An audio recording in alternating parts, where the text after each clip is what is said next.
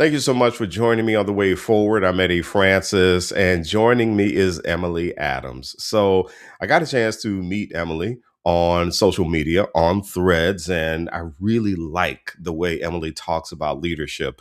And just in an offhanded, virtual coffee conversation, she mentioned that she does human design. And this is the second person in probably 3 months who I've heard talk about human design. And so I give in. I got to find out what this is about. And so Emily, she's an executive coach. She is the co-founder of Leading with Human Design. Emily, how are you? I am great. I am fabulous, and I'm glad that something is telling you to look further into human design. Yeah, well, so let's start with a simple definition. What is human design? So, the first thing I always tell people, it is an experience. It's just like anything else. It's a tool, right? It's not a personality test because it stays the same every single day. Whether you take it today, tomorrow, or 3 months, it's the same thing.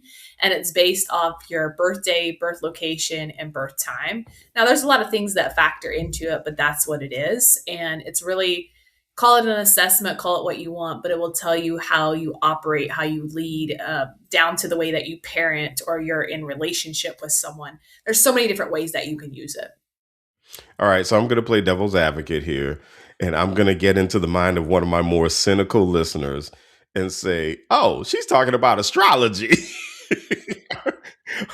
Because you mentioned birth date and birth time, and I know somebody's going to say, "Oh yeah, I'm a Virgo. I was born Wednesday at 5:30 p.m." And then all of a sudden, they're going to be off to the races. So are we talking about astrology or something else? No, this is something else. And I, believe it or not, I went down the deep astrology rabbit hole. So I can tell you like Pisces sun, all the things, my North Node, South Node, all the things. But, and astrology has its place, just like any other tool, right? Sure. But human design is completely different. Now, astrology does funnel into human design along with some other things that are in it, but it's not the same. Right, right. Now, human design is a practice that seems to be growing. Why do you think that is? Honestly, I believe it's growing for a lot of different reasons. Is people are ready for authenticity and they're ready to. It's almost like a freedom tool. It's like oh my goodness, I can finally be myself. And I see this in a lot of Mm, clients I work with when I tell them, hey, this is your design, this is your energy, and this is how you work. And as soon as they make those shifts, they're like, oh my goodness, like I'm no longer getting burned out. Or I can make decisions quicker, or I can position myself to where life is easier. So it's almost like this tool that gives them and supports them that. Now, again, there is a lot of deconditioning that comes with it, right? You get the human design, and then you all of a sudden have to unlearn all these other ways that you've been conditioned to live too. mm. Now, I've spoken to someone who does human centered design. And so, what is the difference between those two, human design and human centered design? Yeah, so human centered design does not pull in like your human design charts. So human centered design is really, talking about the human first, right? Having empathy and like having processes around the human. Huge advocate for it. It's like I think we need more of that in the leadership and the workplace cultures. Human design is very individualized. So for example, if you have a team of 15 people, each one of them is going to have a different design chart and different design, and it will tell you how they all kind of work together, like where there's going to be chaos, where there's going to be issues, who your next hire should be. If you use the tool right, these are the questions that you can answer for yourself. Yeah, I can see how that works though, because I am the type of person who, as a matter of fact, the last time I had the opportunity to hire someone, one of the questions I did have about that person is what kind of energy is this person going to bring to the team? Regardless of their competencies, to me, if they bring a bad attitude, the competencies don't even matter at some point. Because one of the things that I told my boss when I was doing his hiring process, and my boss was thinking one thing, I'm thinking another thing. And I said, listen, at the end of the day, I need somebody who's not going to come tear my team up. And there are a lot of things I can teach. There are a lot of things that this person can learn, But one thing that's very hard for people to unlearn is behavior. And so I can see how this works out. How did you even get into human design? Yeah, that's a long story. Short version of it is being born and raised in the Amish culture and like so much conditioning. Like for the first, 17 years until I left, I was so conditioned of like, you're only a stay at home mom, you can't be a leader. So, I left, built my career up, and it was all hustle and grind, right? Like worked harder. I would working harder 150% just to make it to the top and then get to the top and it crashes and burns. And then I'm like, oh, like I can no longer do this. I'm burnt out. It's like I can't do it. And that kind of led me like first I started therapy, all the things, the healing tools. And through that process found human design and that was the one tool that kind of showed me like my blueprint like okay, if you operate this way life gets easier. And it was a journey, but that's how I found it. So, give me an example of something that you learned about yourself that you just didn't realize before you got your human design chart. Oh my goodness, where do we want to start? So I will start with probably the biggest one is so I'm a manifester by human design. We're 9% of the world. We're very innovative. We're very quick. We think like 5, 10 years ahead of in the future. We also operate from a closed and open aura. So I know if I'm out in public and I don't want to be bothered, all I do is just like close myself off and nobody bothers me. Now that's a double edge, right? I also learned like my energy, people can feel it, and sometimes they don't like me just because. And I could never figure that out. But sometimes it's like this triggering energy where it's just like, it's so intimidating. And I get it all the time like, you're so intimidating. I'm like, I'm just trying to be nice, right? But it's the energy that we carry when we walk into rooms, when we move. Like, that's how we move. Like that's just who we are. You're either gonna roll with it or you're not. You're either gonna hate us or love us. We don't really care, right? And understanding that from a leadership perspective, I could see why there was friction in my team. I could understand then once I understood myself, I understood how my team worked. And I was like, oh, this is why, just from the energy perspective. Then we go into the decision making process. This was probably one of my biggest breakthroughs. Everyone has an inner authority, and I'm an emotional inner authority, which means I have to ride the wave out to make the decision. So, Mm. being a business owner, you get on calls and you're expected to make the decision. And I made some costly decisions and I'm like, this isn't going to work out. And then when I figured out I need to give myself like 24 to 48 hours to make these decisions, it was a game changer because then I can Mm. finally like give myself space, time and say, okay, my response now is I'll give you, give me 24 to 48 hours if it's a big decision and I'll get back with you. Then I used it for my boys. One's an emotional authority, the other one's a sacral. The sacral is the yes, no. And this changed parenting for me because I was able to ask him questions that give yes, no answers instead of broad. So instead of asking him, hey, Hmm. what do you want for dinner? You ask, do you want pizza or do you want tacos? And he'll know, like tacos, right? Yeah. But you don't ask, what do you want for dinner? You ask specifics because he's a sacral. So understanding that in parenting was a game changer. And then my other one, who's an emotional authority, I know he's got to ride the wave out. And then so the understanding that also about the team and my business partner, like we know how each other functions now. So that was a huge moment for me to be like, wow, like this is also why you ask me on Monday if I want to go out on Friday and I say yeah, and then get to Thursday, I'm like, no. And then I look like I'm the flaky person, right?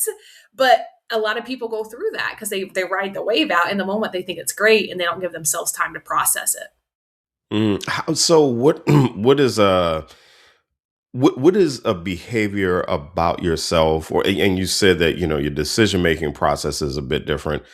What are behaviors or what are habits that changed about you as a result of learning human design? So I would say the biggest one was people pleasing. I used to be a Mm. huge people pleaser. As soon as I figured out manifestors, we do not ask for permission. And I was always looking for permission. I was always asking, hey, what about this? We don't. Even still to this day in my business, I have a business partner. I say, hey, this is the direction I'm going. Do you have any issues or concerns? Nope, I run. Mm. Yes, we talk about them, and I'm still going to run. So I stopped the people pleasing. That was one of the, and that's probably the biggest shadow side for a manifester is people pleasers.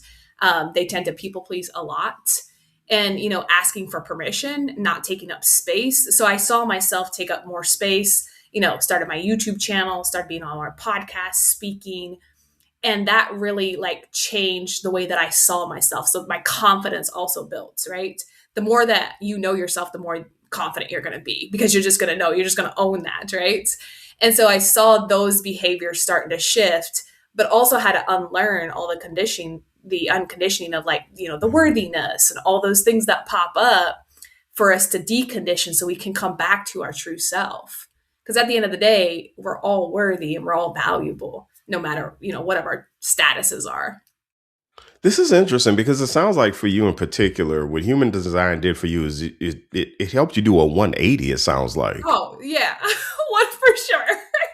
Yeah, For yeah, sure. yeah, yeah. For sure. Because you went from conditioning to learning that that's not who you are at all. You went from conditioning to learning that you're probably the one who sets conditions a lot of times. True. True. That is very interesting. That is so interesting. So I have to ask though, because now I'm going to get into the mind of a CEO who says, okay, you know what? This is all fluff. All I need, I just need results. Just help me figure out how I can get results. Don't give me the fluff. Don't give me the soft skills. Don't give me all of that. What is the business case for this? Yeah, so the business case, and we actually have one case study on our website that took a team through, because we get this question all the time. The business case is, one, your team starts to work better together. Like, it's a game changer. These teams do 360s, and the things that we see the most is accountability starts to happen. There's a level of respect in the team because the team now knows how each one of them functions, right? And when we take them through this process, each one of them get their own human design charts, so readings and stuff, and then we bring them together as a team and also do the workshop.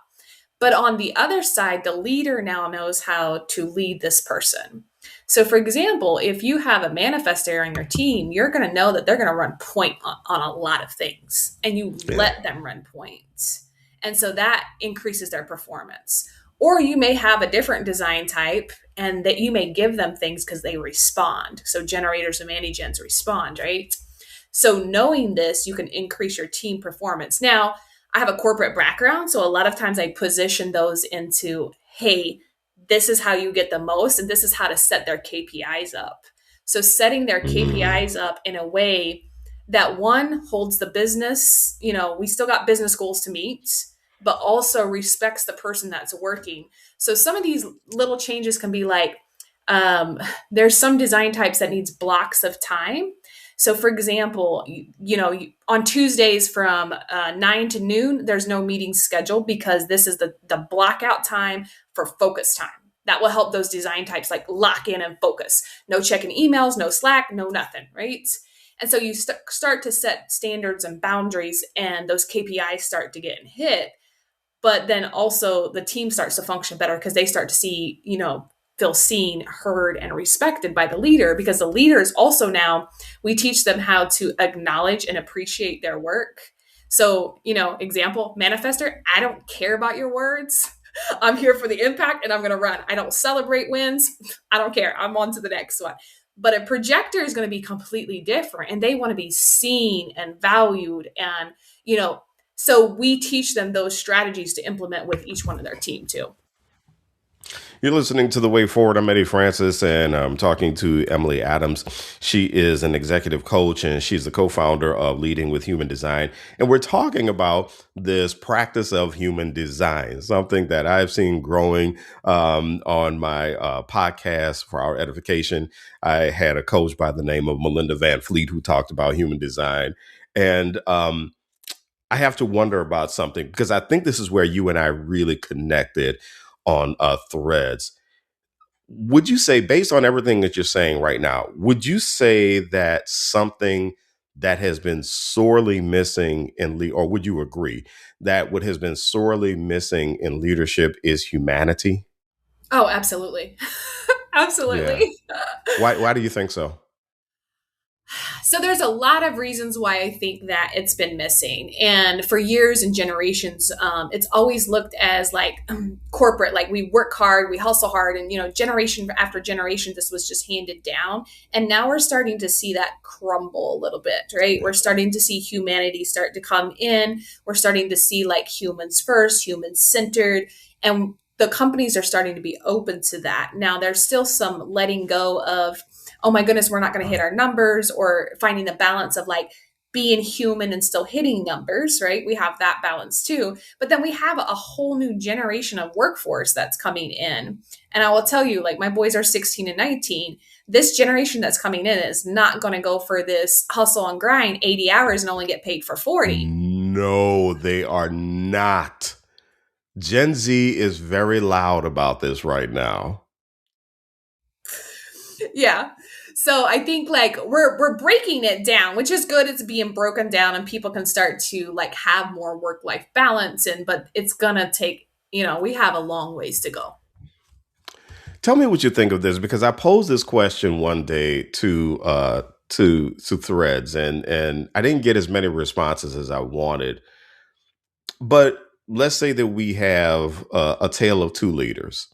One gets the results. The company does really well.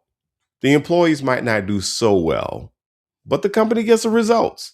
People get paid. You have another, the company doesn't do as well, but the leader really does pay attention to the people. And so I ask people, what would you rather? Would you rather work under the CEO who is only worried about the results and only worried about the company prospering? Or do you want the CEO who is more human centered, and who pays a bit more attention to the employee? I mean, which one would you rather? And the responses that I got were pretty interesting, where people felt that the CEO, even if the results aren't as great for the company, they would much rather work for the CEO who have more of a human attitude. What are your thoughts about that? If you had to choose between one who is just the company is successful, but forget the people, and the other one who does put people first. So I think the people first one is always going to be winning. And whether they're lagging behind just now, that's pretty easy to fix. But you can't fix a culture where it's so number driven that you forget about the humans, because that culture is just really, really hard to fix. And I have seen it and I've been part of it. And nobody wants to work there, right? So I would always go with the person, the CEO that's more human centered, because that's just a performance issue, right? Lock in some KPIs, let's get down to accountability, see what's the underlying root of it and build from there, because they can escalate faster. And I think a lot of people that choose the CEO that cares about the people, they're the ones that value safety, being seen, being heard, being respected. That's what they want. Mm. So, do you have a leader who you've worked with on human design who they were not a believer, but by the time you were done with them, they bought in? I've had several of those cases, yes. Which one was the toughest one for you? I think it was for the one that was, it was more like he had the mentality that this is all woo woo stuff, or Yeah, it's yeah. spiritual woo woo stuff. And I was like, let's just say it's science based, okay? You know, let's just go with that. And as soon as I pull this chart up, so one of the things I do in my readings, I'm very real and direct at all times. And in my readings, I always give the strength and the weakness, or the shadow side, right? Or your challenge of opportunities to grow. And I know immediately in the design types, if you're a design type A, these are your shadows. And so what I did as soon as we jumped into the reading, I said, can I be honest with you? As soon as he said yes, I hit him with like, this is what I see and what resonates. And he was like, how did you read me like that? Down to like his Mm. like the profile lines, the inner authorities, the open centers, like all the things. And I'm like, because it works, because I know. So yeah. So, are there any of the results, or is there a type of result that you're most proud of when it comes to the coaching that you do? That one is a tie. I've had a lot. I've seen where, We work with also with a lot of business owners, and the one, she was like, I just want to make like 80K a year, just get by the time we're done. She's like, we're going to map it to 150K, because we bring Mm, business mhm. as well to in it. So when we do our readings, you don't just come in and get a reading. We give you life work, and it's actually an integration plan for you to go back and integrate what you learned, so you take action, so it's not just another tool for you. Because I do not like that whole mentality of like, let me get this reading and then do nothing with it. Right. So I would say that one is example. Also, the last team that we took through, the marketing team, taking them through this process and seeing the breakthroughs that the individuals had, where they were like, oh my goodness, like I've never felt so seen in my life. Like none of them really had any knowledge of human design. They're like, I've never, and the way that they took that and also implemented in their personal life and in, at work, down to like, oh my goodness, like I didn't realize that my coworker felt like that. So that was probably one of my biggest moments, is just being able to see like all the multiple breakthroughs in one setting. I can see how somebody from marketing would really appreciate this. So, as a marketer, especially as a marketer who has worked in higher education, where the marketing team, the communications team, always seen as the art. We're the arts and crafts shop, and so what we get from people is just make the flyer, just do the press release. Your job isn't to think, your job is to just promote the place and that sort of thing. And so I can see that bringing the humanity out of them, I can see where that was probably very refreshing for them, because that's all you want, is you just want to be seen. You just want to be understood. So I can see how that would make such a big impact with marketing, fundraising. I can see I can make a big impact with human resources people. I can definitely see, because we're the ones who always told to just go do our jobs. So that I can see that. Now, what about people who are saying to themselves, okay, I do want to learn a bit more about human design. Now, I'm a little interested in this. I want to see what I can do. But what can people do to invest in their own human design? How can they start to think about themselves differently so that they get a more holistic view of themselves? Yeah, I always, in any workshops that I teach, I usually lead a monthly workshop that we teach for free, and it's the information's on our website. So if you guys ever want to go to a workshop, like it's free, just go sign up. But one of the things I always tell people, if you want to take your human design chart and you're like, how can I utilize this to best serve me? Is start with three things: your design type, your inner authority, and your profile lines. Your design type will tell you your energy, will tell you like how you move, how other people perceive you, the strengths and the shadow side. And then the inner authority will tell you how you make decisions. And this is a game changer for a lot of people.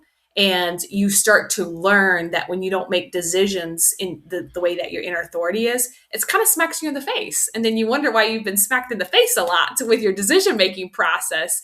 So you start to build that trust back up in yourself when you learn that.